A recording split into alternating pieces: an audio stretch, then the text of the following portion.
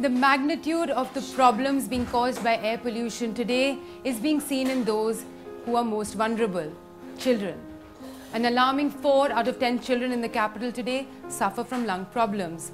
The air quality begins to affect a child right from the time that they're in the womb. So the big question today is, why are we ignoring this problem which is invisible but exists both inside and outside our homes? Ranvijay is 6 years old and loves things that all boys like at his age, and he spends an equal amount of time playing both outdoors and indoors. His parents say that they were shocked when the doctors diagnosed him with early stages of asthma when he was just 2 years old. The medication has been going on for quite a while. I think he was like, 2.5 years old. So that's when we were going in and out of the doctor's office. And I remember this one time when he was on the cough syrup continuously for 3 months.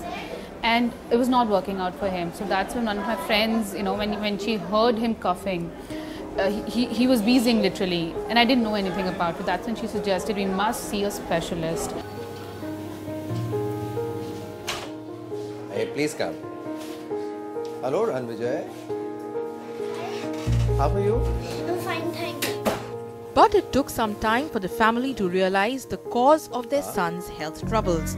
They were shocked when the doctor told them that his condition was due to environmental reasons such as pollution. I don't remember anybody in our family has any of the asthma or anything of this sort. But because I couldn't believe that he can have anything of this sort which is related to pollution, changing weather or whatever. I couldn't believe it. So when doctor told me, that's when it took us a while to get the hang of the whole situation, that he's actually suffering with this thing and the whole environmental issues are affecting him. To control Ranvijay's condition, the doctors prescribed nebulization 3 times a day and medicated inhalers twice a day along with anti-allergy medication. His visits to the park and outdoors were restricted and he began to stay more indoors. But only later the parents were informed that indoor pollution could be a contributor to the problem. The major contributors to the indoor pollution are some of those faulty machines like microwaves and all which are kept inside. Then the molds, there is a fungus that plays on the wall. Then pets, dust bites. These are the common indoor pollutants. And today Dr. Nangia is asking parents to sanitize the indoors as much as they can in order to protect their kids from further lung damage. Avoid giving him anything chilled, cold, frozen, nothing from the refrigerator directly. No ice drinks, cold drinks. Avoid all these artificial, candies and these strongly colored things. They all have some chemicals which ultimately impact the throat, nose and everything. The concern with recognizing indoor air pollution is that it's mostly invisible and that very few of us know that we have as much pollution indoors as we do outside. Except for the particulate matter that you're able to see in the air, most of it is invisible. The one which is harming our lungs is the one which is less than 5 microns in size. That possibly you can't see with naked eye. So it is totally invisible what is happening to our lungs. The problem starts sometimes even in the womb itself because the lungs start to develop, and if the mother is exposed to the pollution, the high levels of pollution, then certainly that could impact the child's development in the years to come. But what has been seen is that most children, the first few years, which are the formative years of the children, their lung development gets affected majorly because of the environmental pollution. So they start developing allergies, coughs, colds, running up the nose, itching in the eyes. Those kind of problems they start facing very early in childhood now.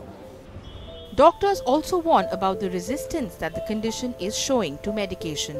The disease is becoming more incisive and refracting to the treatment and the constant use of inhalers, nebulizers, nasal sprays for a prolonged basis has parents apprehensive.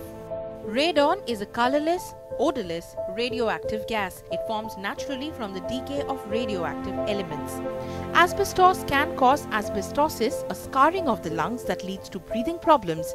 There is no safe level of exposure to lead. Lead is a naturally occurring element. Dust mites are microscopic, insect-like pests that generate some of the most common indoor substances. Products with volatile organic compound like cleaning agents and perfumes. Carpets may trap pollutants like dust mites. Toxic gases in the air can adhere to small particles that settle into carpets. Pet dander greatly affects air quality inside the home.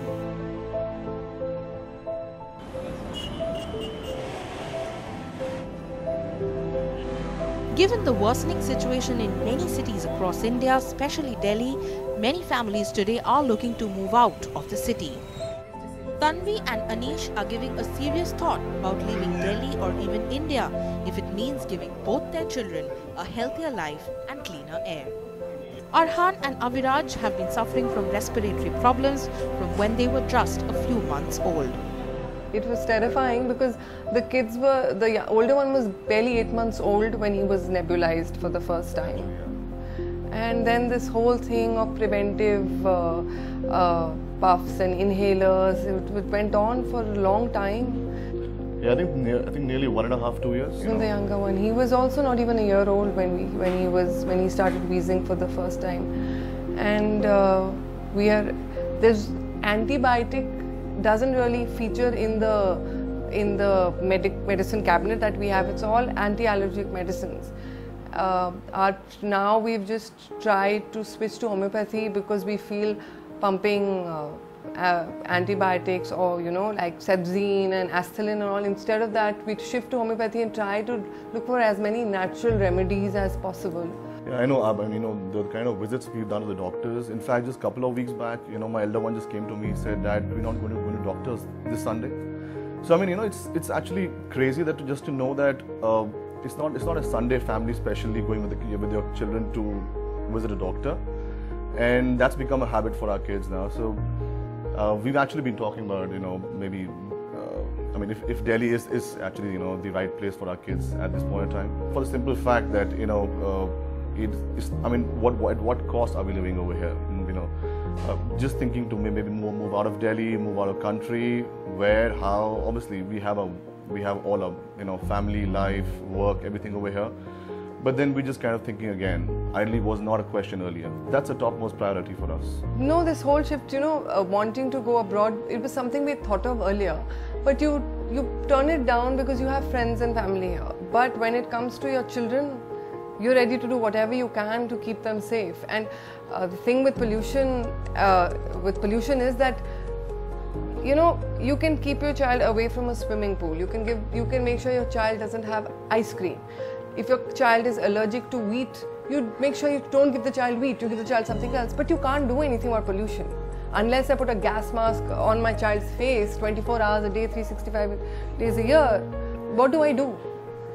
You can't keep them away. Breathing is something that you can't control. And while the pollution levels outdoors contribute to the larger problem, few parents realize that even within their homes, there are several factors contributing to polluting the air.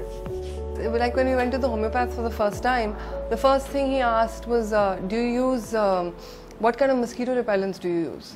And you use the usual ones which you plug in, and that apparently is one of the main causes which causes allergy, and it increases the pollutant level in your homes. It's not something that you even think of.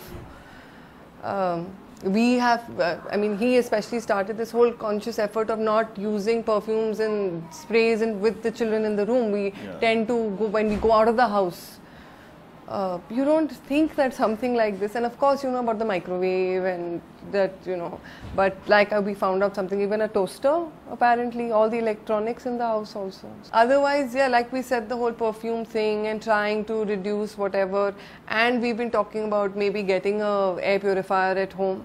You see people in the ICU with oxygen masks, and when you have to wait for your 8-month-old baby to go to sleep so that you can nebulize him, because otherwise it scares him, and or to give him any kind of Seroflow was something which had to be given to him 4 times a day. And 4 times, I'd get up at 5 in the morning to give it to him before he woke up. Then in the afternoon when he would sleep. At night, just as he fell asleep, and then in the middle of the night again. It was as if I was waiting for him to fall asleep just so that I could get this medicine into him. And it's terrifying as a parent when you have to do something like this. I remember howling the first 2-3 days. I just...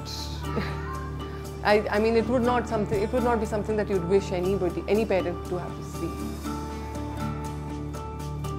Children differ from adults in many ways: their absorption, metabolism, their physiology, and their cumulative risk over toxins over time.